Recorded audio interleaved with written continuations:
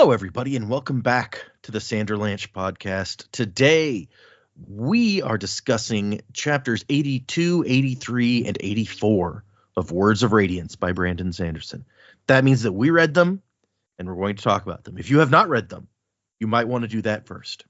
In these chapters, there's a lot of battle happening out on the Shattered Plains, and Kaladin has his own sort of battle going on, kind of a smaller thing, but in a lot of ways just as serious. And we are deeply in the Sanderlanche now. A lot of stuff happens, so I'm not going to go into it all. We'll get there. I'm Data, and with me today is Joe, Dak, and Jamie. So hang on to something, everybody. The Sanderlanche is about to begin.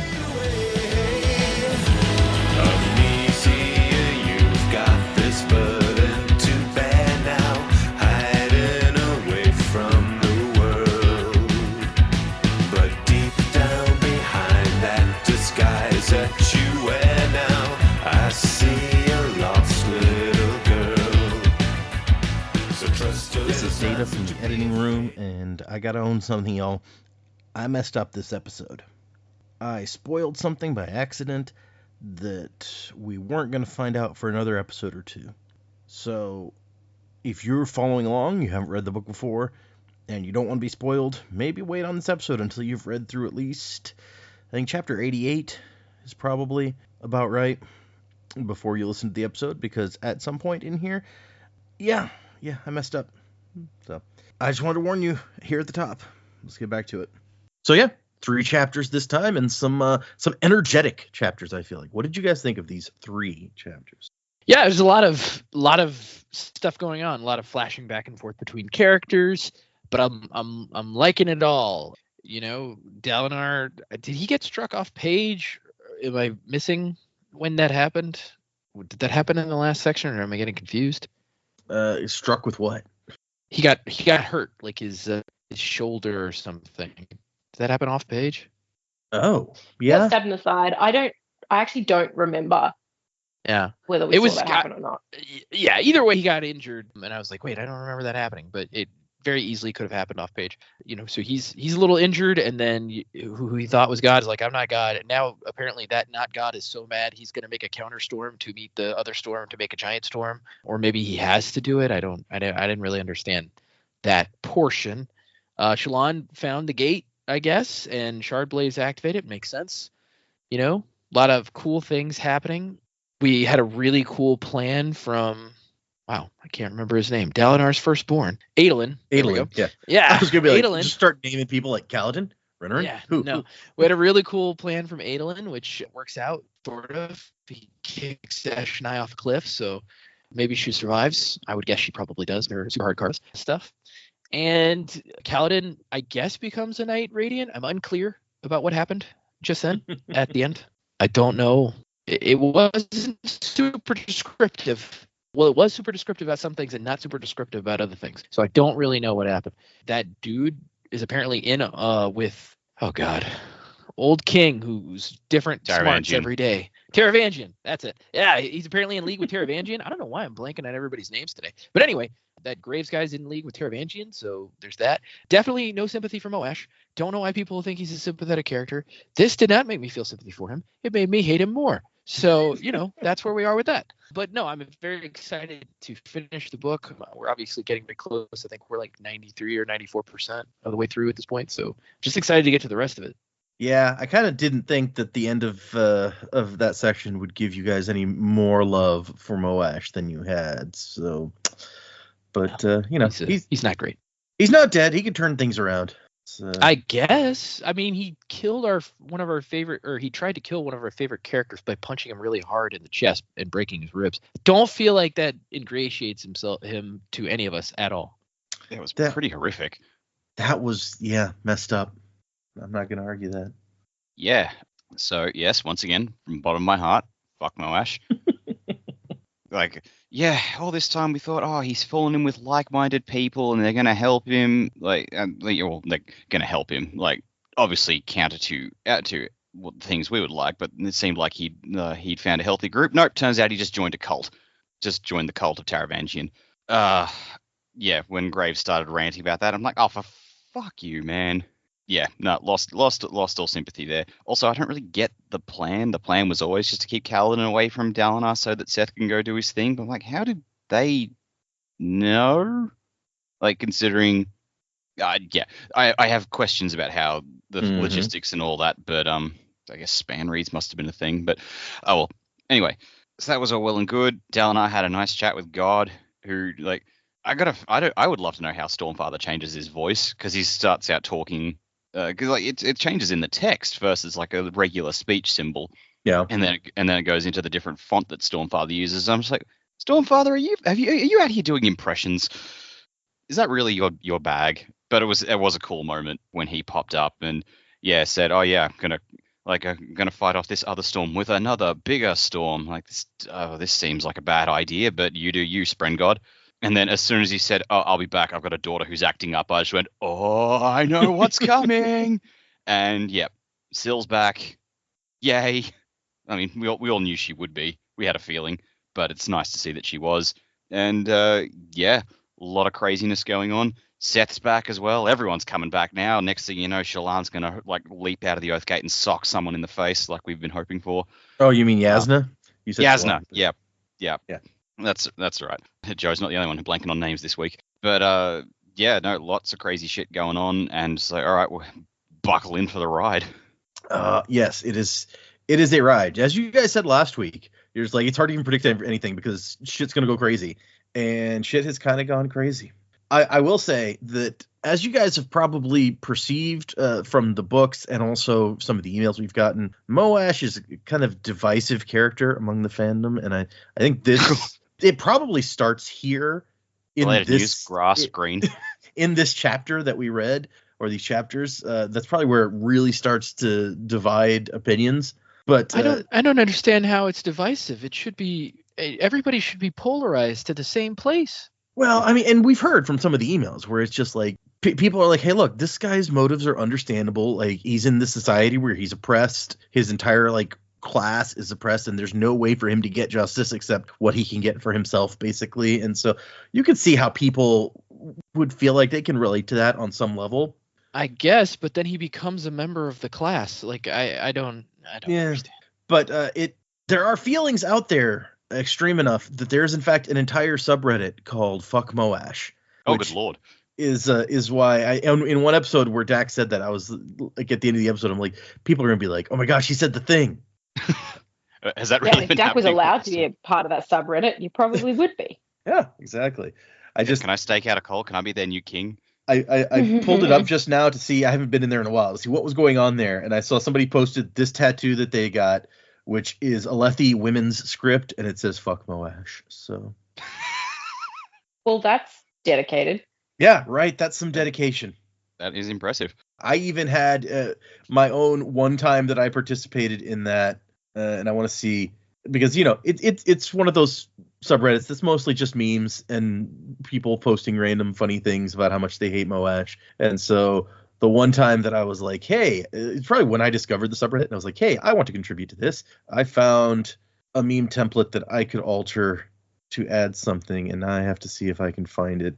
Yeah, like the moment where he just socks Kaladin one, and like we get the vivid description of everything that happens inside Kaladin's body. I'm like, yeah. What the fuck? Yeah. He's just, and then breaking. Moash is basically like, oh, I meant to kill you. I should have done it harder. Like, okay, cool.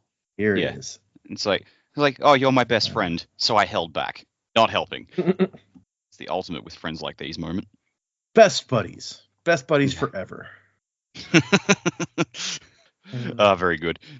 I like so that. Yes, it's for the listeners, it is somebody at a con cosplaying as Daredevil carrying a sign that is like in Braille, and I changed the Braille to say "Fuck Moash," so it's funny. But anyway, so I had to share that with you at this point when we get to the point where you guys can understand some of the reasons people hate Moash more so than just Dak kind of took almost an irrational dislike to him early on, and maybe could not tell you what that was anyway. We've just proven that Dak has a good sense for when people suck. Yeah, I think as I recall, it was just kind of like he had a bad attitude, right? Yeah, I think he was just being it was just like being a jerk every time we saw him. I'm just like, you know what, fuck this guy. And then it sort of grew from that. And I'll admit, I probably played it up just for comedy's sake. Just like, whatever this guy's saying, fuck him. It's kind of like the Simpsons card, always do the opposite of what Bart says. Like, Moe says it's a good idea. No. And even then, when it was like, probably started getting more sympathetic traits to him as some people would interpret them. I'm just like, yeah, but also it's Moash and fuck that guy. Yeah.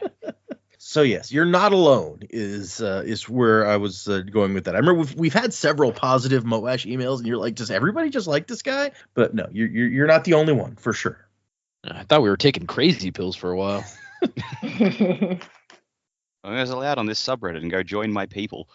Right? Someday. Yeah. No, I try and stay off Reddit. I lose too much time on it, so I've just deleted the app. Been there. Yeah, good chapters. I really like where we're up to.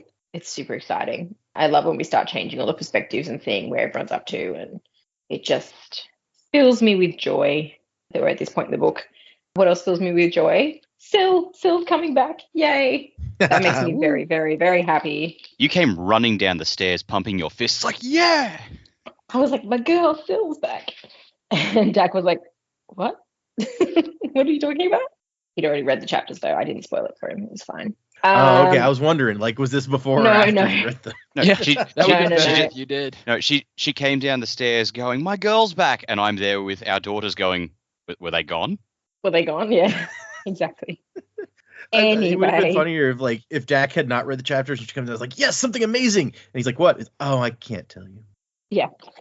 I'm usually not the first one to read the book as well. So it's good because then it's kind of built in. I can't spoil it for Dak, which works quite well. Yes, happy with Adelin's hunch and coming. I feel like that was probably easier than it should have been. I don't know. I'm waiting for the other shoe to drop for Eshonai and the Pashendi because they're really that into the song that they're not noticing what's going on and seemingly fairly easy to defeat. Like, I think we're all in agreement that Eshonai is not actually gone after falling into the chasm, but there's something else happening with them. And of course there is because there's still a book to go. That's sort of puzzling to me. The Oathgate thing is cool that they got in there. I'm like, oh, I'd like to see, all the other places they could get into and explore this area in the next book a bit more. That would be super fun. Yeah, look, definitely fuck Moash, but also there was one moment where I was kind of like, I could see how people feel for him. Like he definitely still has that personal need to get rid of Elhokar. And I think it was when Graves was like, he was going to do it. And then Moash was like, no, it was me. Like, I'm the one. I have the right to do this. And it's like, I've got to admit, in that moment, I was like, I still feel for the guy a little bit about what happened to his grandparents. He doesn't excuse what he's done now. I still don't agree with him. And I'm definitely not on board with the Moash train. But I can see, like, I don't know what his future actions will do to really create this division amongst the fandom, but I still kind of feel a bit bad for what he's been through. But yeah, he's not going about it the right way. You don't mess up Kaladin and have us on your side, mate. Not that you care about us. You are not real. Yeah, but great chapters. I didn't see them being part of the diagram cult thing, Taravangian's crew. That's interesting. But keeping him separated from Dalinar, I was like, a plot to kill the king to keep Kaladin away from Dalinar. There's probably other ways you could have kept Kaladin away from Dalinar. Right. And having him on board with killing the king, I can't imagine that's something that they would have needed him to do. Like, that was their ploy. Like, just injure him. Do something to him. But I guess they didn't think they could injure him at that point. I don't know. It's a bit weird. Bit far-fetched to me, but that's okay. There was also a couple of lines that I really enjoyed early on in these chapters, but I can't remember what they were off the top of my head. So when we get to them, we can pull them out. I just, like, wow, Brandon, with the words. Yeah, we'll get there. When we get there, I'll let you know. Okay. It involved the cleft chin. It was the cleft chin guy. I was like, these are some word combinations, Brandon. Wow. Yeah. That was a descriptive bit, all right, with the cleft chin. I'd forgotten that till you mentioned it. Yeah. Like someone took to their face as a baby or something. I was like, What? Who comes up with these things? Brandon, apparently.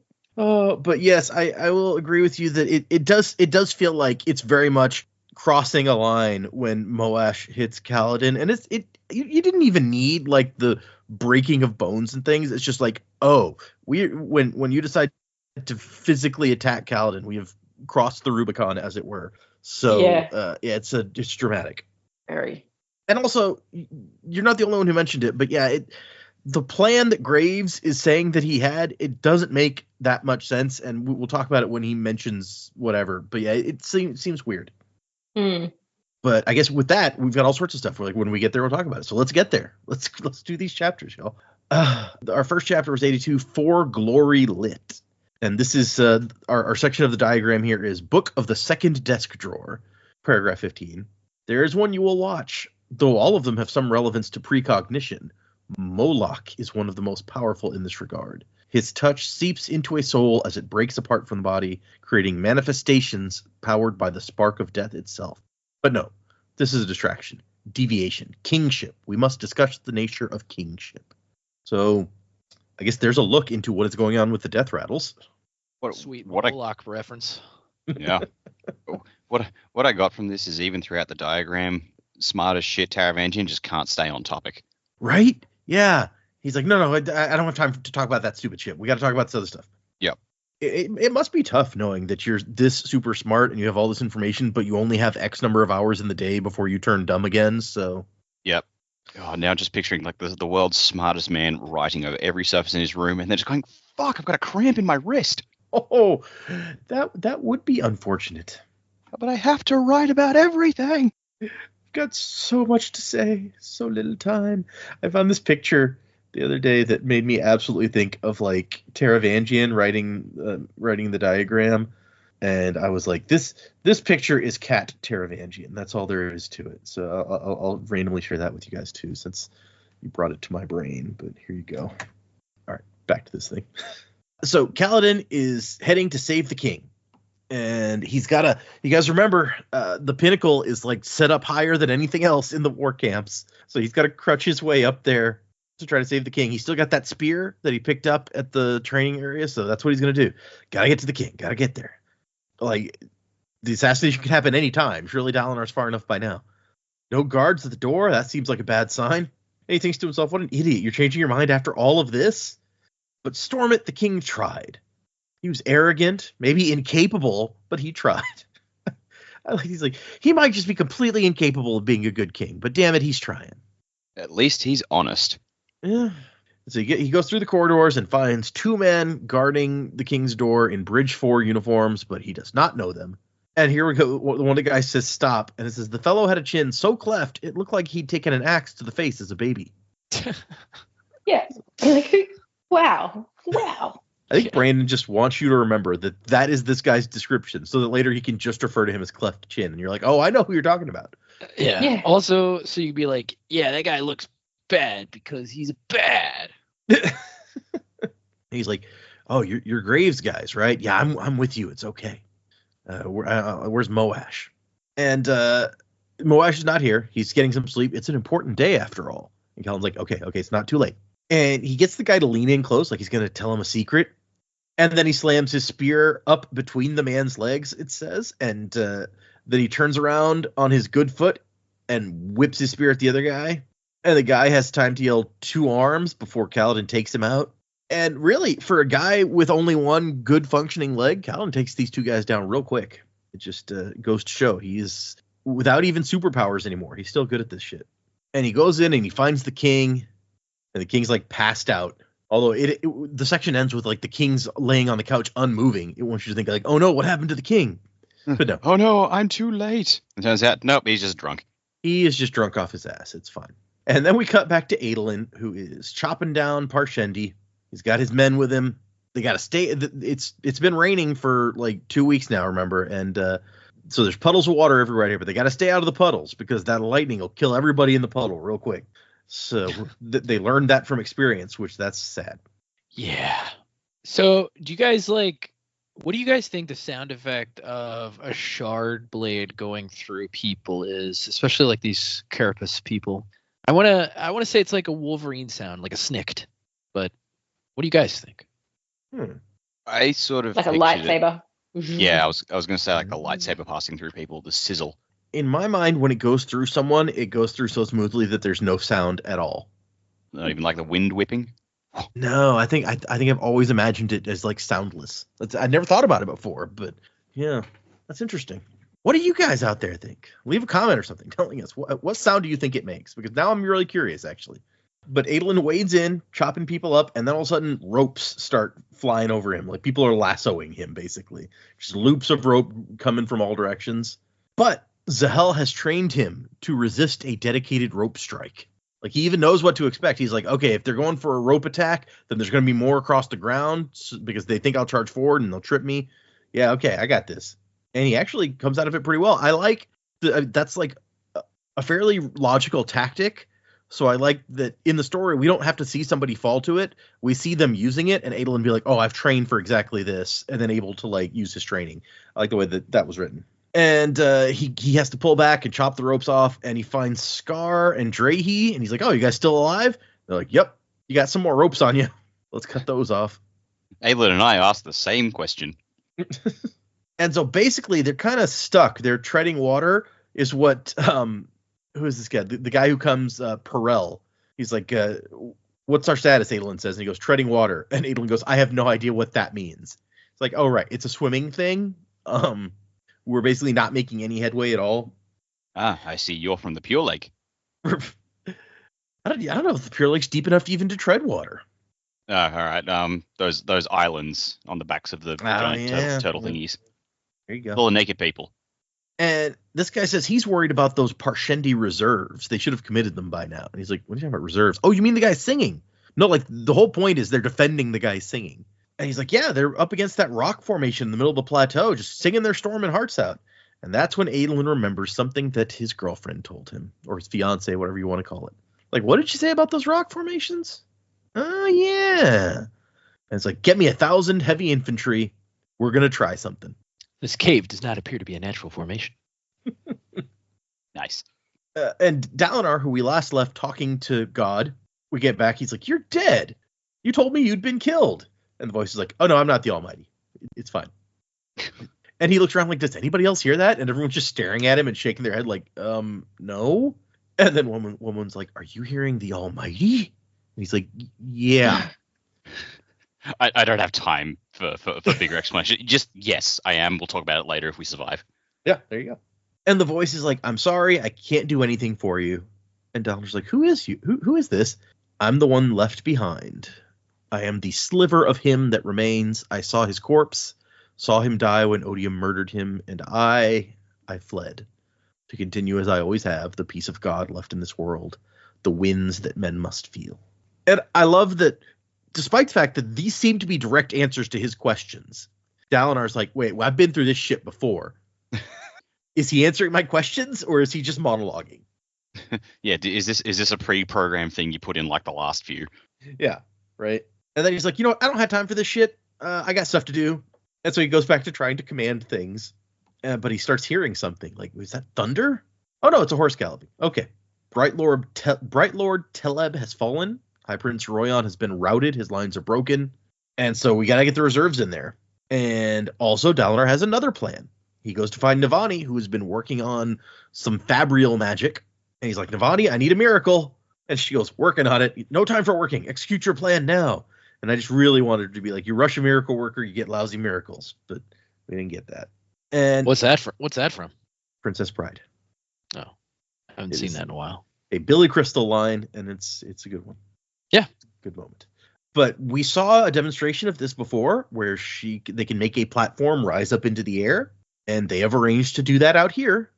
They get the archers on this platform and they raise it up, and they have the platform like covered so it keeps the rain off of them. But not only that, they have like fabrials called attractors that attract the rain to keep it down and keep the air even drier so that their bowstrings can work. Because if you'll remember, Royan's best known for his archers. His archers are the best, but they were useless out here in the rain, and now they're not. And I love, she's like, look, these attractors are a new invention. I'm still half afraid this thing is going to suck the blood out of anyone who touches it. So we need to be careful. That's an image. Right? Yeah, you don't want that happening. Oh, okay, I get it. So it's a blood-bending device. Yeah, makes sense. Won't that suck my blood? All right, All right, the blood. I always forget about the blood. Yeah, it'll come straight out of your eyeballs. Be awful. And so they managed to not like save the day for Royan's troops, but at least like turn a rout into an orderly retreat, because the archers are actually quite good as advertised, and they start protecting the men who are retreating. So that's good. We cut back to Kaladin, who's like, no, the king, he's dead. But no, the king is just, as we said, drunk as hell. And he's like, Bridgeman, have you come to gloat over me? And he's like, dude, Elhokar, how much have you had? They all talk about me, even my own guards, everyone. Bad king, they say. Everyone hates him, they say. And Kaladin's like, yeah, they were trying to make you want to get drunk. It makes their job easier. Come on, their assassins are coming for you. And he's like, assassin? I knew he'd come.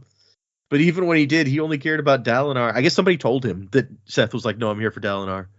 Not even the assassin thinks I'm worthy. God damn. Like, this guy's self-esteem is in the This guy- toilet and blocking it up. Yeah. Yeah, he is at the bottom of his spiral. Like, he needs help. Paladin's Yeah, doing I that. really just want to. Yeah, I really want to give him a Coke and a smile. You know, it's just sad. This section definitely is designed to make you feel more for Elhokar than Moash in the Elhokar versus Moash formula there, for sure. Poor dude. Also, he sent that guy's grandparents to jail to die, but and I like he's even like, the assassins are probably after you. You're more of a leader than me. I wish you'd teach me. And then he gets Elhokar outside. He has to try to like half carry Elhokar when his own leg doesn't work. So they're not making it far. Also, when he got in that fight, he apparently pulled his stitches, and now he's like dripping blood behind him. We find out. But when he kind of moves Elhokar out the door, he's like, okay, there's that guard's body. Wait, where's the other one? And he turns around, and it is Cleft Chin. And he's coming at him with a knife. And Kaladin sinks his spear into the guy's stomach, and that's all she wrote for Cleft Chin. But the guy hadn't been trying to knife Kaladin. He'd been going for the king, and he got him. Yeah. Suck it, Cleft Chin. And Elhokar reached down. There's blood coming out. He's like, oh no, I'm dead. And that galvanizes Kaladin. He's like, okay, he gets more strength. He's gonna he rips some of Elhokar's clothing and bandages the wound. And like, come on, we got to get out of here. You're bleeding a lot, but it's okay. With medical attention, you'll make it. Keep pressure there. We got to find someplace safe.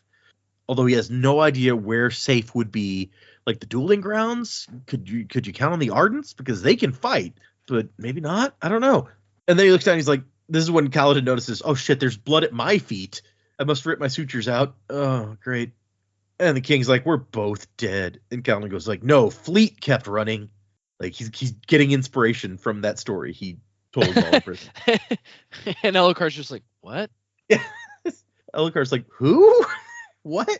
And Kaladin tries to explain. It's like, yeah, he couldn't win, but he kept running, and we're gonna do it too. And the king's like, yeah, whatever. Yeah. Elhokar's just like, this guy's drunker than I am. Is it the booze or the blood loss making you weary? You're fucking toasted, bro. And Kaladin continues to try to explain, like, we all die. What's important is we keep going while we can. Elhokar, you've kept running since your father was killed, even if you screw up all the storming time. And Elhokar's like, thanks? I guess. And he's like, why? Well, shouldn't you hate me? Like, why are you helping me? Like, I don't like you, Elhokar, but that doesn't mean it's right to let you die. Again, thanks, I guess. Yeah, right. And then he hears a voice like, Kaladin? What are you doing? And here comes Moash and Graves wearing his shards. So that's great. 2 shard bearers against this. Once again, this could have been avoided if he just gave it to Teft. True. I will never let that fucking die. And Moash is like, dude, did you kill those guys at the king's door? What the hell, man? And Kaladin's like, oh, the assassins had arrived. And that's where that chapter ends. And then we get a cool little map from, it says, Navani's notebook of the battle at Narak. And I don't understand most of the stuff that's going on this map, but I guess this line that goes around a rock is, I don't know. I'm not going to try to guess what all these things are. Probably if I looked really closely, I can make out some of these words, but it is what it is. most of the words are names, like Aladar, Sabarial, Command Tents, Adolin. So it's like where the people pushed. Okay. I figured one of them is probably indicating like here's where Adolin went through this rock, but I can't make it out. So we move on to Time's Illusion. And this part of the diagram is Book of the Second Ceiling Rotation, Pattern 1. So there's patterns on the ceiling rotate. I don't know. Obviously, they are fools. The desolation needs no usher. It can and will sit where it wishes. The signs are obvious, are obvious that the Spren anticipate it doing so soon. The Ancient of Stones must finally begin to crack. It is a wonder that upon his will rested the prosperity and peace of the world for over 4 millennia. So that's a cool name, the Ancient of Stones. Pretty badass. And we start with Shallan, who is heading towards that round plateau that they saw. And it says she got off the bridge onto the deserted plateau. So apparently the battle is not really involving this particular one. And it's like just mounds of like stone, basically, that you can't even tell if there was a city here. It's the city hid beneath time's own illusion, there's the title. And Renarin's like, are you sure this is the right place? And she thinks like, didn't he wear glasses? I haven't seen him with his glasses on lately. That's weird. Which is actually like the second time I think that we've heard mention of somebody like, where's his glasses? Like I think Dalinar or somebody was like, oh, he's trying to look tough and he hasn't been wearing his glasses. I mean, it's raining. They don't help that much when they're covered with drops. You're not wrong. And Inadara is arguing, as she was arguing the whole last time we saw her. She's like, but wouldn't the portal be like hidden? Why would it be out here in the open like this? And Shallan's like, no, the Oath Gates were not hidden. That was the whole point. Like they were this big, like, look, everybody can travel sort of thing. And she's like, whatever. Yeah, Inadara, shut up. She's like, I still think it's weird. Something so tactically important would be exposed. Whatever. Only tactically important now. But also, well, actually, maybe it is. Maybe that's kind of the point. That's why we're here. But she says, a portal that connected all of the Silver Kingdoms together. Where would you put it? Hidden in a locked room or on a stage above the city? Where they were proud of it. And then Pattern is like, there's they are raising a storm. And she goes, the Voidspren? And he says, the Bonded Ones. They craft a storm. And then she notices Renarin staring towards the west, and she goes, Prince Renarin? He's like, the wrong way, he whispers. The wind is blowing from the wrong direction. West to east. Oh, almighty above, it's terrible. It's actually real, the Everstorm. Renarin's got some weird stuff going on in these chapters. He knows a lot. Yeah, something's up with this dude. He goes, it's actually real, the Everstorm. And Shallan's response is like, what the hell are you talking about? And he's just like, I should be able to fight. I'm useless. And she goes, great. He's creepy and whiny. Like, creepy? What the fuck, Shallan? She says creepy, and it's like, it's kind of like, dude, you're as creepy as it gets, Shallan. Yeah. Sorry, Mr. Illusionist Shardbearer with like the pattern dude is like out here calling dude who has some knowledge and people are wondering about his glasses. He's the creepy one. Fuck off. Fair. Be nice to Renarin. Also, like, Inadara is pushing back on all Shallan's concepts, and Renarin's like, no, I get it. She's like, what she's saying makes sense. So don't shoot down your supporter there, Shallan. Also true. But I love her responses. Well, your father ordered you to help me, so deal with your issues. Yeah, because you don't have any issues. Renarin's like, oh, great, my brother's marrying a jerk. Right? That's what I'm... Shallan just like avoids dealing with her issues for the most part, so I don't think she's really one to talk. And then Rock is here, who I just love the fact that he has come along. He's like, what are we looking for, cousin? And she's like, oh, because we both get red hair. That's funny. Okay. Renarin and the majority Rock's of the like, Bridgemen. I'm actually hilarious. Thank you. I was just saying, right? It says the majority of the Bridgemen had insisted on coming along, as well as Renarin. So he's Bridge 4. I guess most of them went along too. Good for them. Well, I mean, Rock said he's not going to fight, so it makes sense he's gone with the contingent that's not doing fighting. Oh, yeah, absolutely. And so she's trying to figure out where would the portal be. Probably in the middle. And here's a big stone mound. This is probably it. And Rock's like, this is all? He is just more rock. And she's like, yep, and that's what we're looking for. We're going to have to get inside if we're going to find something useful. And somebody's like, inside? What are you talking about? What? No, the buildings. Prince Renarin, would you kindly slay this rock for me? And then we cut to bookend that. We have Adolin, who did exactly that and took his people inside one of these big mounds of rock because he remembered Shalon saying that, like, these were old structures that were out here. So he takes his 1,000 men, including Scar, through here, and Scar's like, dude, how did you know that this would be hollow? And he goes, because a clever woman once asked me to attack a boulder for her, which is not an answer in any way that is helpful to Scar, but it's fun. And so they get behind the enemy lines by going through this building, and he cuts them a door out, actually a couple of doors, and they come out and start taking out singing Parshendi. It's like a perfect tactical move, and it goes so well that he actually immediately starts feeling really shitty about it, because like the guys are so entranced in their singing that they don't even fight back. Most of them don't even realize anything is happening until they're falling down dead. So it's not like a battle, it's a slaughter, and he's not feeling great. And especially for him as a shard bearer, he can just walk through and like kill like real quick these guys who are standing still, essentially. And so he's not happy about it, but also it has to be done. His dad is like, we have to stop them from singing. So, all right. And then a shard blade comes out of nowhere and hits him in the chest. And he deflects the next blow, and there she is in her armor. What was her name? Eshonai? And this is something, he's like, okay, now I'm into it. A real fight. And he thinks, thank you to someone somewhere as he gets into it. I mean, I guess that speaks well for Adolin. If I'm in a fight, I would probably rather it was an easy one. I'm just saying. But I'm not, my calling is not dueling, so thank goodness. I don't know, what would your calling be if you were in this society? I have no clue. Yeah, I'm probably there with rock cooking, to be honest. Nice. Yeah. Most of the shit I'm good at involves reading and writing, which men can't do in this society, so I'm pretty well fucked. You wouldn't be allowed. You'd have to be an Ardent or something. Yeah, Ardent's probably where I'd be going. I wonder how that works within the art, like within the Artentia. Can you just go and do whatever you like? I want to study, so that's what I'm going to do. Or do they like assign you to stuff? I wonder how that works. I bet you maybe they have like some kind of aptitude test, or it's like your calling as an Ardent should be X because you are good at X, right? Because they'd want the person that does it to be good at it, right? You would think, right? Well, we know that Vasher says he's not real good at being an Ardent, but he's good at fighting, and that's why he's here. So, who? Wait, what? Damn it! Did you just spoil who that is? Yep. Yep. Fuck me.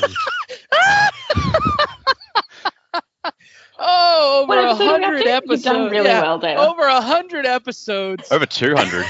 Over 200 episodes without a spoiler, and he just spoiled. I can't believe I did that. That was awesome. God. Yep. Dude, that was so good. Hey, at least I was vindicated in thinking he was returned. Oh man. To be fair, I was great. gonna wait until the end of this book, so we're only a couple of episodes from when I was gonna let you guys know that, because it's something Brandon told us after this book, but it wasn't officially revealed on page until I think like book 5. So wow. I was gonna let you know about when we knew as a fandom, so that you could go through knowing. But apparently, I messed it up a couple of episodes early. That's on me. Hey, so close. I think it was good. It was but you may want to put in a spoiler tag for the show for if anybody's reading along with us, because there'll be all sorts of like, oh no. Ooh, that's a good point. Yeah. Oh man. Well, maybe you cut that out of the episode and put it as Patreon. Oh yeah. Or put it at the end of the episode and it's like, hey, don't listen past the end of the episode if you don't want to hear a major spoiler that I accidentally spoiled. I'll have to think about the best way to do that. Like I wasn't going to cut it. I was just going to let it go. But now that you've mentioned, like, some other people might not want to have that spoiler. Yeah. Yeah, that's fair. Okay. I mean, I didn't want to prevent you guys from talking about it if, we came across something that you wanted to. But, yeah, okay. I'll have to think on that. But now my real question is, where's Nightblood? Yeah. Well, because I remember, like, when I said, I think this guy's a returned. Like someone said, could it be Vasher? And I explicitly said, no, it can't be Vasher. Attitude is right, but he doesn't have the sword. Yeah. Like that was the thing I hinged that on. Fuck. Yeah. Well, Vasher only didn't keep the sword, or he only kept the sword because he was afraid for somebody else to have it, right? But he was training what's her name, so maybe she has the sword. Oh, maybe. Yeah. Mm. Would he give it to Vivenna. Vivenna? She has held it before. Yeah, if she got trustworthy enough, I bet he would do it. Like, be like, here, I trust you with Nightblood. You've proven yourself to know what you're doing. You guys may recall, since we're on the subject, there was one time that we saw from his perspective, and when Kaladin came in the middle of the night and woke him up and was like, "Hey, I want you to train me," and after he leaves and he's falling back asleep, he was like, he expected to hear like a voice in his head, but there wasn't one, and there hadn't been for years. Oh. And so, Yeah, there Nightblood. you go. Yeah. Okay. Anyway, Or so maybe he found a way to destroy Nightblood. Who knows? Yeah, it could be. Man, like the live reactions to you accidentally spilling that were also like genuinely hilarious. As soon as he said Vasher, I was like, did he just flub that? But I'm like, wait a minute, he didn't flub. yeah, I thought about trying to pull it back when I realized and be like, oh no, that was just a miss. But no, there's no. I'm like at the point that we've gotten to. There's no. I can't do that. Okay, I don't even remember how that came up now. Oh, it was about the fighting. Talking about Yeah. we were talking about Ardents and like the callings and stuff. Yeah. Yes, the Ardents, and yeah, so he's an Ardent now because he's good at fighting, but not at religion. So clearly, they get to have some sort of their skills rather count for something. Right. Yeah. And apparently he doesn't like his home planet because he's like, He doesn't he doesn't like being reminded of home, which you could take that two ways. Like he hates home, or he does not hate home, but he doesn't want to think about it because maybe he can't go back or something. Yeah, I guess that's true. It could be either like extreme. And so we cut to Dalinar, who is riding Gallant and has a wound in his sides. Yes, it happened off page. It's a stupid. He should have seen that spear. He'd been too focused on that red lightning. And then he thinks, Once again, I feel like this is something that seems kind of important that we just kind of skipped and we only see the aftermath of. yeah, you're not wrong. I feel like maybe that's super intentional where Dalinar is concerned, where it's like, the middle of the battle is not where Dalinar's story is at this point, so we don't watch it. Yes, but yeah, I don't know. And he think, man, no, the truth is you're just getting old, my dude. So maybe not in measures of lifespan, as he was only in his 50s, but by soldier standards, he was old. And he doesn't have a shard plate anymore, so. And he goes to one of the surgeons who gets his armor off, and the surgeon's like, dude, you're like all scars under here. How many times have you been wounded in this shoulder? He's like, yeah, too many times for me to remember. How can you still use your arm?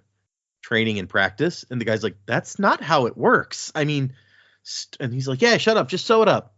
I know. Yeah, I'll stay off the battlefield. I won't stress it. I've heard it all before. I have my doubts about him staying off the battlefield, but maybe he just tells the surgeon what he needs to hear. And let's see. Adolin has won his plateau, Navani says. The Parshendi there are routed. Aladar holds. Royan failed, but we're still evenly matched. And Dalinar says we're losing, and she's like, well, how, given that? And he says, an even match is a loss for us. We have to stop them. And then Royan comes up, Dalinar, it's a storm and bloodbath out there. We're dead. We're all, it's game over, man. We're screwed, man. And Dalinar like wants to slap Royan, but he's like, no, you can't slap a high prince. So he has to be like, control yourself. Not with that attitude. Yeah. If you just try harder, you could, Dalinar. Who's going to stop him? The king. And fair point, actually. Yeah, the king's a little busy and drunk.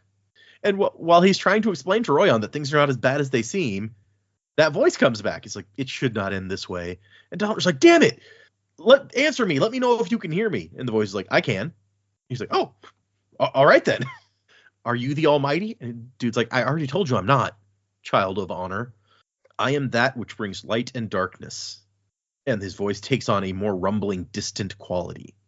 And Dalinar goes, the Stormfather. Are you a herald? No. Then are you a Spren or a god? Both. What's the point of talking to me? What is happening? They call for a storm. My opposite. Deadly. He goes, oh, how do we stop it? You don't. There has to be a way. I bring you a storm of cleansing. It will carry away your corpses. This is all I can do. Super helpful. Thanks, man. Appreciate it. Thanks, bro. Yeah. I just love how, like, before, when he was talking in, like, the other tone, we didn't know who he was dancing around every point, and now he's just, like, just answering every question directly, and it's like, yep, this is what they're doing, this is what I'm going to do, it's not going to help, my bad. Sorry, y'all. Right. And Downer's like, don't you dare abandon us. He's like, you make demands of your god? He's like, well, you're not my god. Fuck off, Stormfather. You've just said you can't do jack shit, and now you're going to get huffy that they're annoyed about that? Take a hike, boy. You need Hulk here to be like, puny god. Yeah. Also, And, you've just said that you weren't the Almighty, so shut up. yeah, right. Right. Make up your fucking mind, And then, boy. Then the Stormfather says, I'm called, I must go. A daughter disobeys. You will see no further visions, child of honor. This is the end. Farewell. And Donner's like, no, there has to be a way. I will not die here. But dude's gone. Please don't abandon us. And once again, everyone is just watching. Like, yeah, that's not a great, with all the people around watching, his ending of like, don't abandon us, please. That really is not going to inspire strength in your troops. Nope. We cut back to Moash, who's like, dude, Kaladin. Like, he's still like, what's up, man? I had to make the choice that would let me sleep at night, Moash. And Graves is pissed. Like, dude, you promised me he was trustworthy. And Moash's like, Kaladin is trustworthy. He's just confused, okay? Like, you didn't tell anyone, right, Kaladin? He's just a little confused. He killed 2 people to stop us. It's just the confusion talking. Yeah, it's fine. And it turns out this is the exact place where he fought the assassin in white. He can see where, like, they didn't, like, soul cast stone back into that hole. They just put some planks over it. So the hole is still there that Seth came through. And Moash is like, we followed your trail of blood here. Like, the king's obviously wounded. He's almost dead already. And Kaladin's like, the trail of blood. Damn it, I should have thought of that.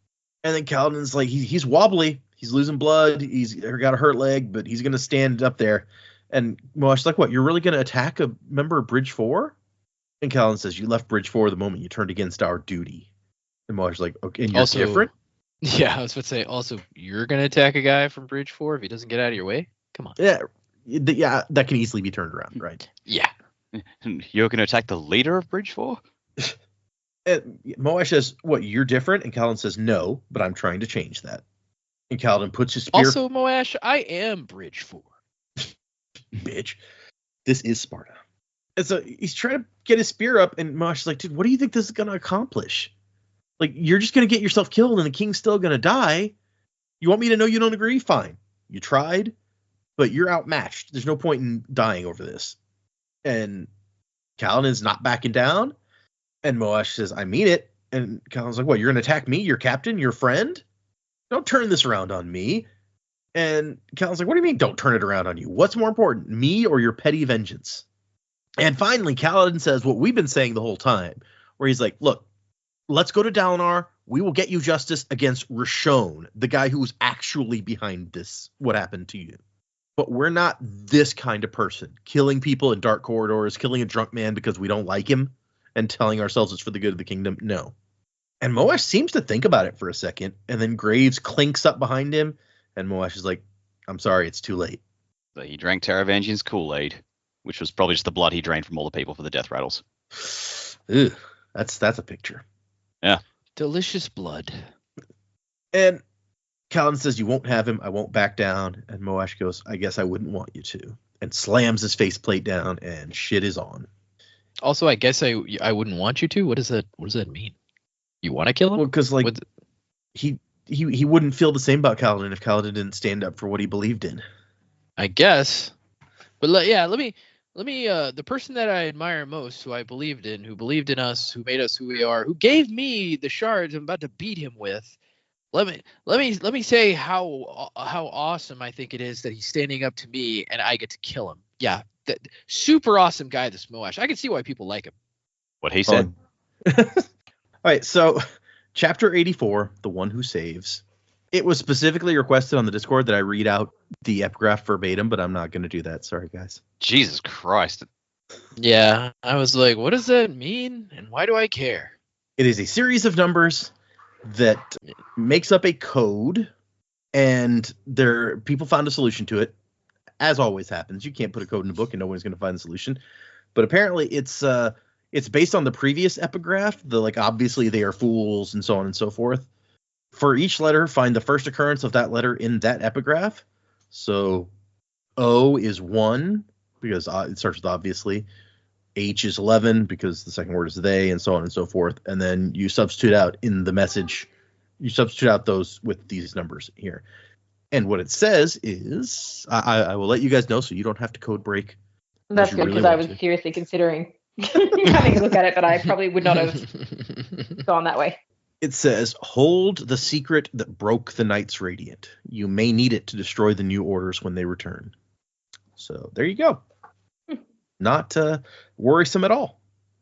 Ominous. And so Shallan and Renarin have gotten inside this Oath Gate. And it's real cool inside. It's a big circular room with a mosaic on the walls. Knights in armor, swirling skies of red and blue. It's got representations of the 10 kingdoms and a big tower, Urithiru. And she's like, oh my gosh, I found it. This is awesome. And Renarin's over here like, it's coming. And she thinks storms that boy was disturbing, particularly when accompanied by the howling storm and the sound of rain outside. And then she sees something and she's like, Renarin, get over here. The boy clomped in her direction. And Pattern's like, they've summoned the Everstorm. It's coming from the other direction. Or no, I'm sorry. And there's something else coming from the other direction. A high storm? And she goes, it's the weeping. There's no high storms. And Pattern goes, one is coming anyway, Shallan. They're going to hit together right here. Which, once again, Pattern proves to be, like, the most useful of Spren. Like, how he knows this is all happening, who knows? But very helpful. Crucial information right now. And I love the optimism of Shallan being like, I don't suppose they'll just, like, cancel each other out, right? And Pattern's like, no, the opposite of that. When they meet, it will be, like, way, way worse than either one. The plateaus themselves might collapse. And so she looks at Inadara, and she's like, thoughts? And Inadara's like, I got nothing. You were right, and I was wrong this whole time. I don't trust myself anymore. And Shallan's like, okay, we need to move all the armies onto this plateau, because even if we win, they're doomed if we can't make this portal work. And she has Renarin summon his Shardblade. There's a metal slot, like a keyhole in the wall. And I don't suppose you guys remember a different circular room with a bunch of cool paintings and a keyhole that we saw recently. If it was in Kingdom Hearts, then yes. If not, then no. Okay, fair enough. It turns out that like the Shardblade can't even scratch whatever this metal is, and so she's like, okay, this is what I thought. A Shardblade's supposed to go in this keyhole. All right, because the slot is shaped like it might fit a blade.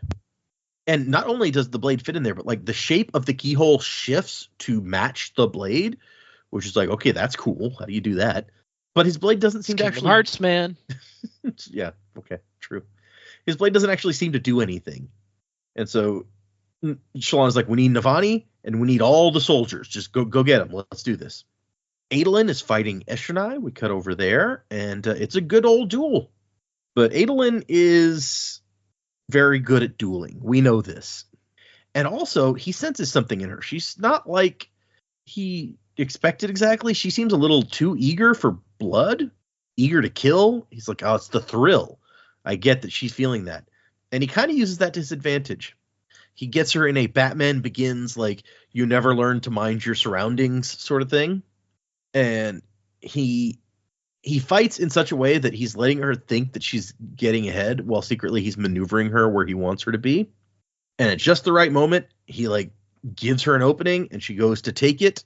And he takes the hit to his head in order to shoulder her off of the plateau because he's maneuvered her right over to the edge. I mean, it's not as amazing as a Sparta kick, but he knocks her right off. So, I mean, I feel like you glazed over. He took the blow to his head and his helmet fucking exploded. That did happen. Yeah. It's pretty rough.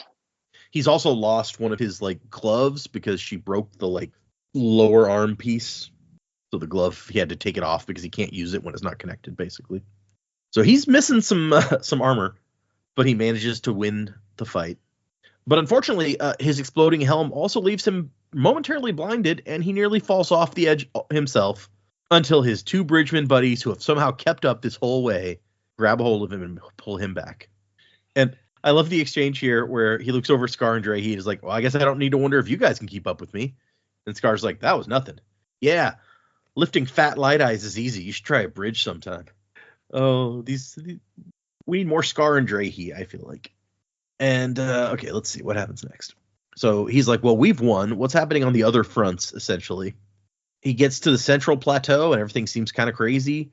The wind is like pulling at the tents. People are running all over the place. And he spots someone in a cloak who looks like he knows where he's going. So he's like, oh, that's probably like a messenger or somebody, like somebody walking confidently. They'll know what's up. And he goes up and grabs the guy's arm. He's like, hey, where's my father? Or what orders are you delivering? And the hood of the cloak falls back, and he sees a bald head, flimsy, loose clothing beneath, slightly too large eyes. It's the assassin in white. So Seth chose a hell of a moment to show up. He didn't choose this moment. Adolin did. Yeah. Well, but I mean, he chose the middle of this battle to show up to presumably go after Dalinar.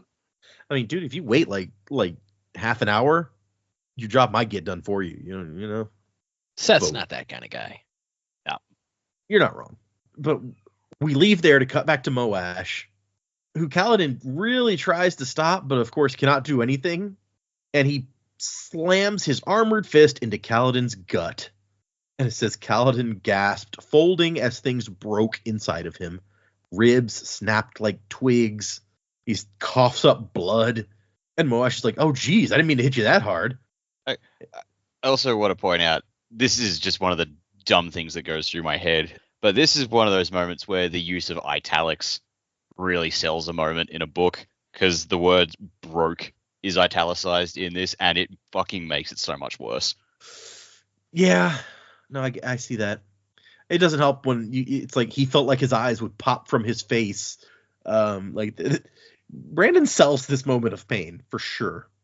Oh yeah, this is just utterly horrific. Not only that, but as then Graves and Moash start to debate over who gets to murder the king, Kaladin's just like, oh, Stormfather, the pain. And Moash is like, here, let me cut down these boards. We'll make it look like the assassin came in. And then he hears yelling distantly. I know that voice. Syl? And he thinks, I was so excited. Right? Yes. Agreed. And Kaladin starts thinking, like, if I protect only the people I like, and I guess he's not thinking, he's coughing, he's saying this, but if I protect only the people I like, it means that I don't care about doing what's right. And he manages to push himself up, coughing blood the whole while, and get between Elhokar and the assassins. And Moash is like, holy shit, how are you standing right now? I blew a hole in him. How durable is he? Okay. Oh, gosh. Kaladin says, you will not have him. And Graves is like, finish this, Moash. Moash is like, dude, there's no need. Like, he can't fight back. Like, shove him over or something. Seriously. And then a female voice is like, he's mine. I claim him. And those all caps letters that we saw from the Stormfather earlier, he betrayed his oath. Meanwhile, Graves is like, dude, we have to kill him. He'll turn us in if he lives. And the Stormfather says he will kill you. And Syl's voice says, the words, Kaladin, you have to speak the words. I forbid this. Your will matters not. You cannot hold me back if he speaks the words. Speak the words. And Kaladin says, I will protect even those I hate, so long as it is right.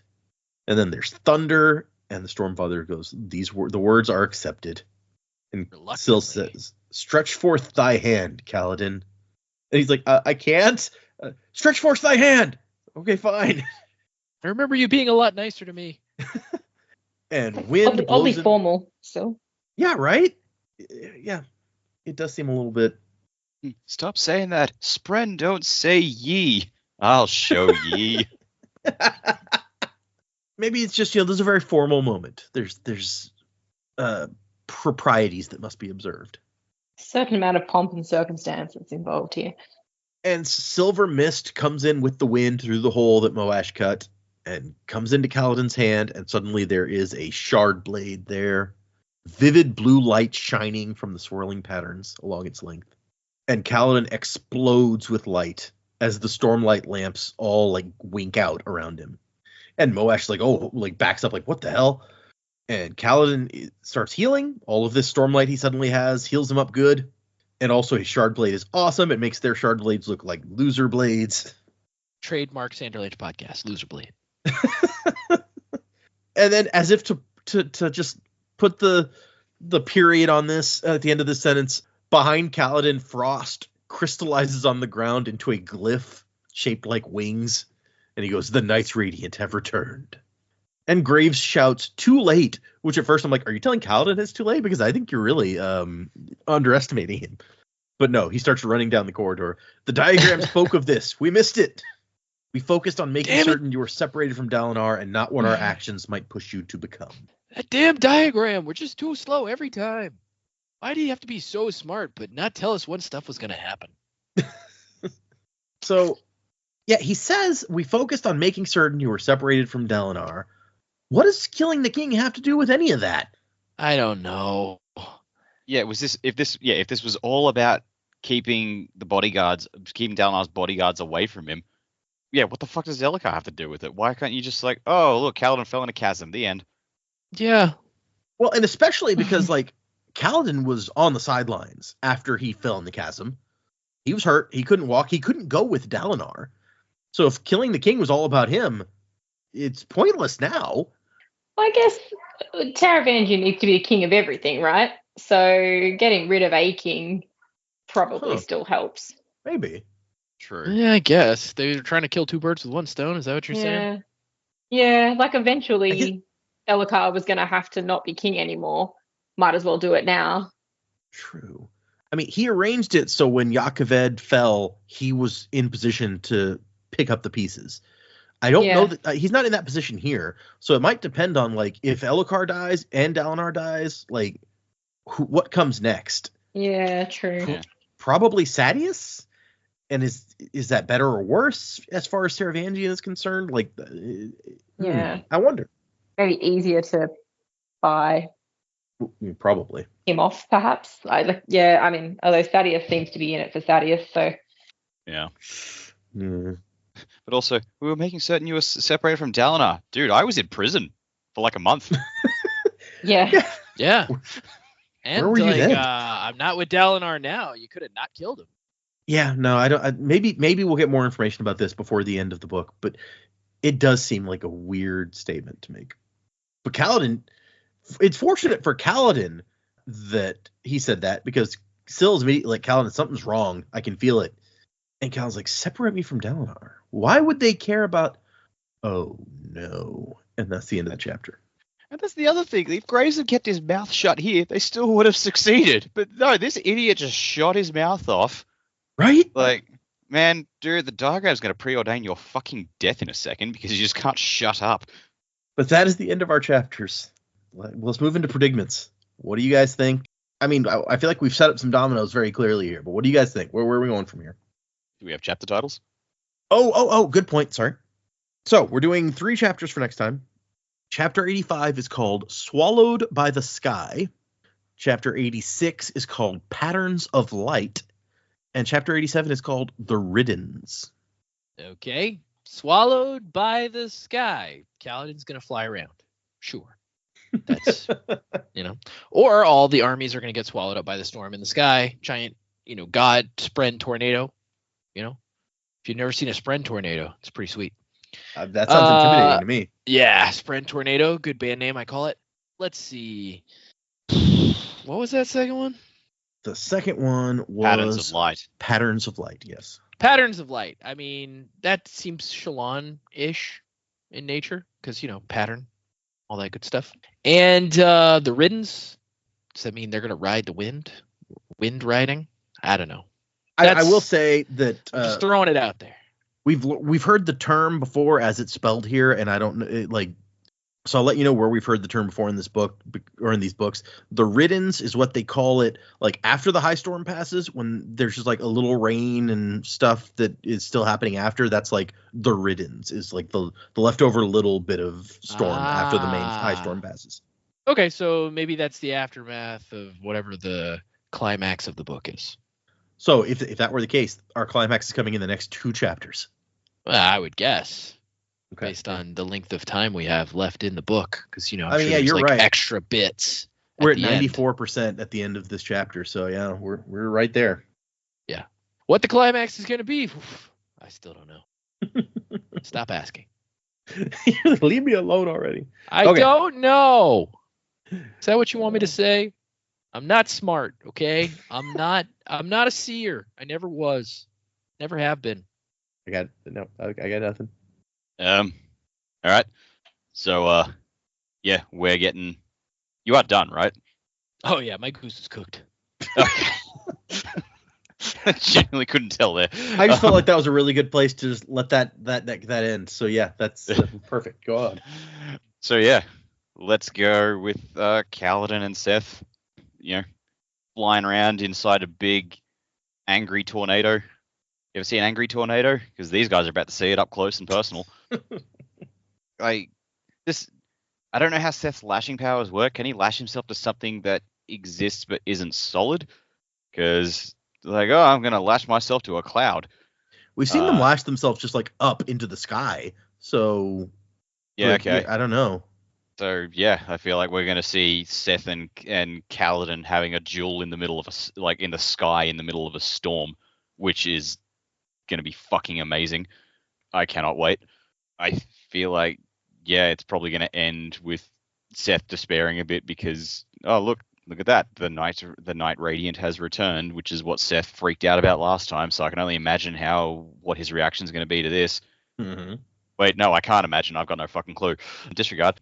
But yeah, whatever happens, I'm sure it's going to be awesome. As for what's going to happen on ground level, I've got no idea, but I will say I don't think Eshonai's little wily coyote off the cliff there is going to stop her. I think she'll be back. Okay. Yep.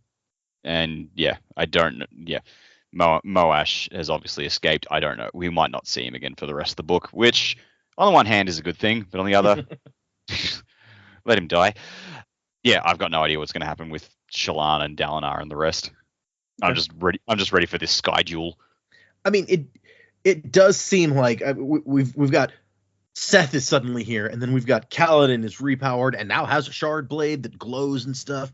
It does feel like we're aiming these two at each other at this point. So yeah, like Seth's going to come for Dalinar, Kaladin's going to drop in the middle. And it's like I'm back, bitches, and up into the angry tornado they go.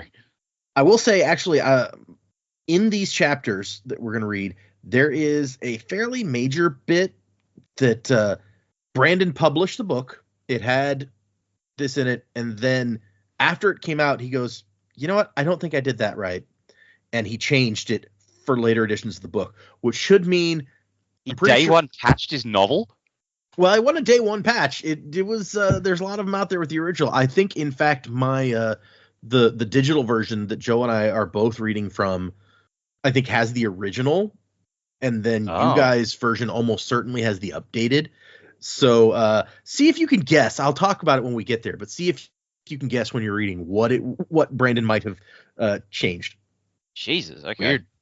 Yeah, I agree. It's a little bit weird, but it's his book. He can do it. Yeah, this part of the book is hard to start predicting what's happening. I think Kaladin's going to make a pretty fantastic reappearance in the middle of the Shattered Plains. I'm going to assume that he's feeling pretty well better now with his newfound radiant powers. Yeah, Eshonai won't be done. I think you're going to end up with Adolin, Eshonai. Oh my God. I had to join the Forgetting Names bandwagon. Oh my God, Arasaknin White. What is his name? Seth. That was a bad one to forget. They're going to sort of all converge, and I think then Kaladin will make his grand entrance. If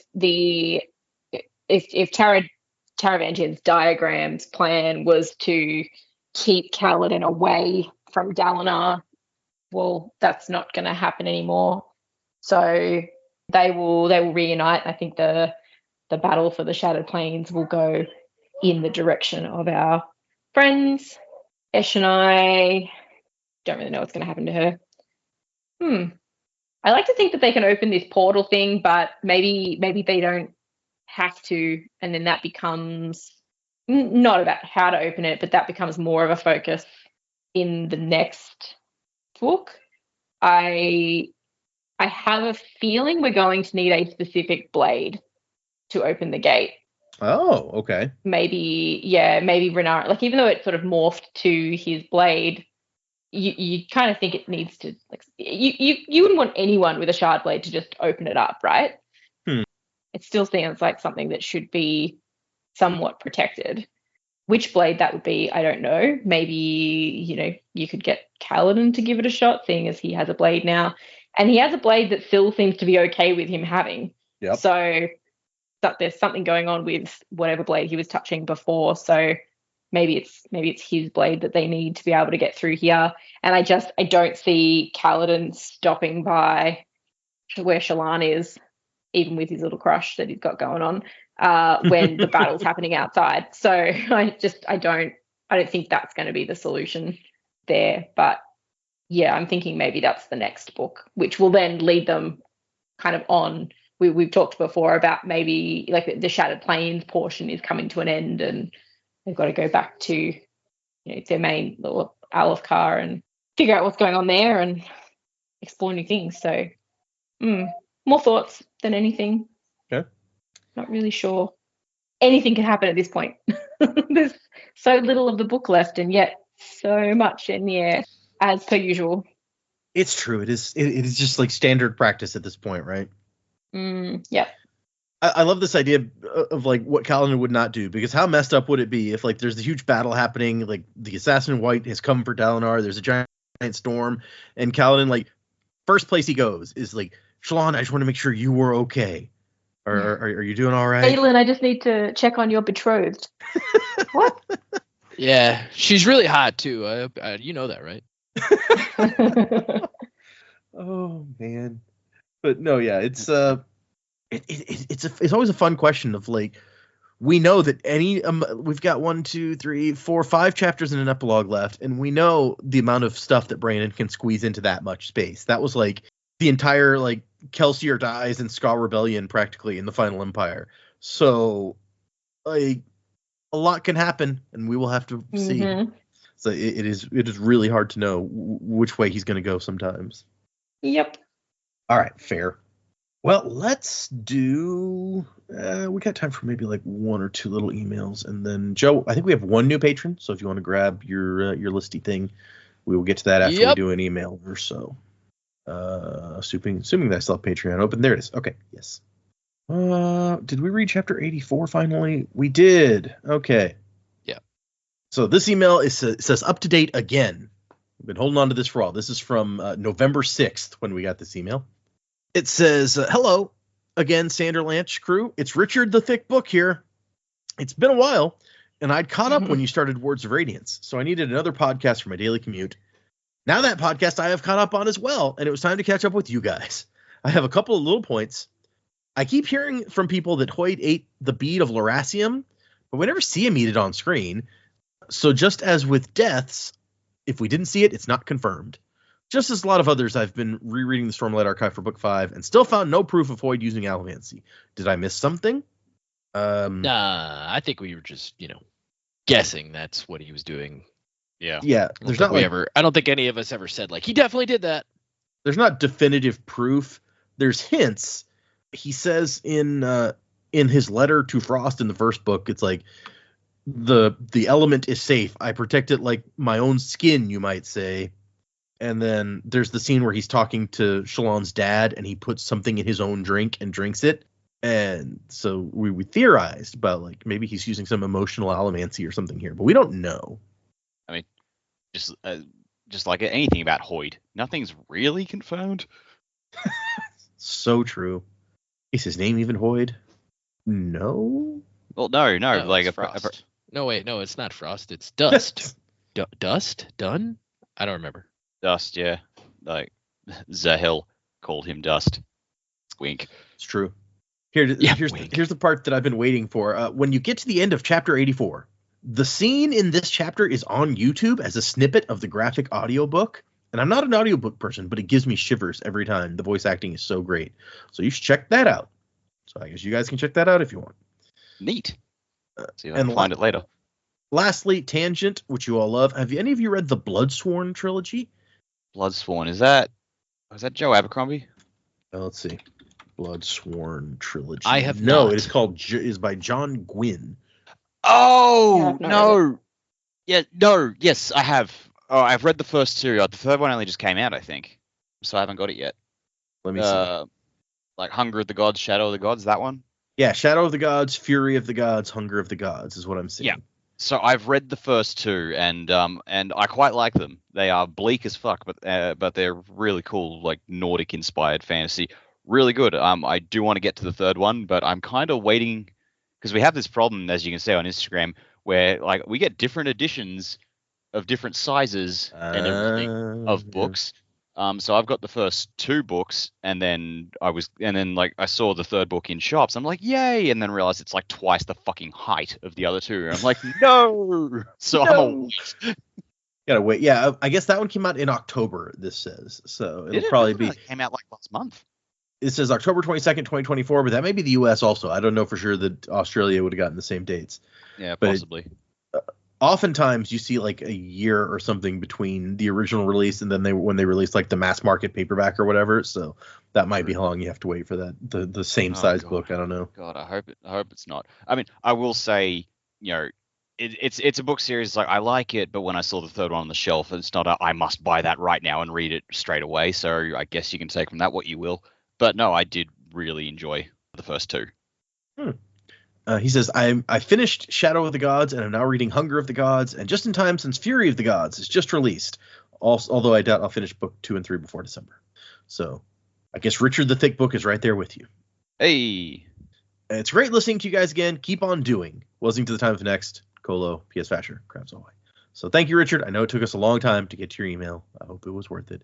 I guess I didn't answer. I have not read those books.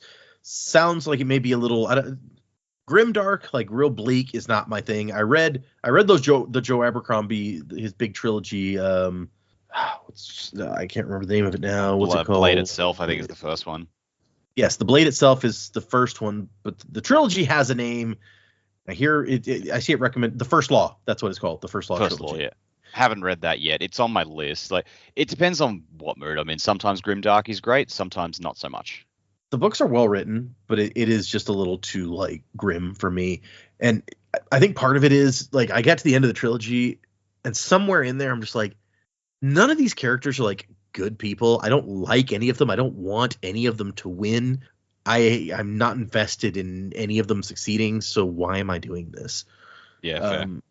Which I think that's not terribly unusual in a grim dark sort of thing. So some people are into that. It's not really my thing. I don't think Bloodsworn ever gets to that point. There are definitely characters who are protagonists who I'm just like, you are awful people, but there are at least a handful. I'm just like, nah, you're all right. I'm on board with you. Okay. But it's very Nordic inspired, and so it's very much the strength isn't one of the grandest ideals. That makes sense. Yep. We have our next. Let's do one more email. We have. It's actually a two-parter because Alex sent us an email in January and then another one in February. So I'll just go through both real quick. It says, catching up. Hey, J2D2. I just started the pod's coverage of Warbreaker, and man, Joe is on fire. He called that Vasher's returned immediately. I don't think I put that together until it was spelled out for me. He also figured out not just that the big returned breath and the regular breaths are different, but pretty much how they work differently at first glance. Even after finishing, it seemed kind of nebulous to me until I read an online explanation. I'm very excited to see everyone's reactions to finding out the God King is not, in fact, a dick. This is my third Sanderson podcast. I may have a problem. I started my Cosmere reread a while back and in preparation for Wind and Truth and wanted a Mistborn refresher, but neither of the other pods I follow had done that yet. Thank you for putting on such a quality pod. Your coverage is insightful and funny. I even like when Joe critiques stuff because he is respectful and never opinionated. Thanks again, and hello from the past future me. P.S. Here's a 5-star review I attached. Here's hoping for a cool power. And then the review says, great way to re-experience the Cosmere, my third Sanderson podcast, so I may be biased, but it is excellent, and other shows haven't done Mistborn yet. Love the crazy theories and impossible spot-on predictions alike. Nice. Thanks for that sweet review. I feel like I haven't done a Mystic Power in a while. Well, maybe I did. I don't know. Anyway, I'm going to make you a lurcher. Nice. Didn't see that a lot in the original Mistborn trilogy, so there you go. And then Alex sent another one saying, already on to Way of Kings, Warbreaker coverage has some of my favorite episodes of the pod. Just listened to 171, and you mentioned Patton Oswalt's filibuster in Parks and Rec, but you didn't mention the best part, the opening Boba Fett TV show that got made years after that episode of Parks and Rec is a shot-by-shot recreation of exactly what he said, which is my favorite part of the whole show. And then that's they included a link to that, which I have not watched, and I'm going to after Yeah, this. it's true. It's good. It's a good bit on that show, and then that definitely does happen on the Boba Fett show.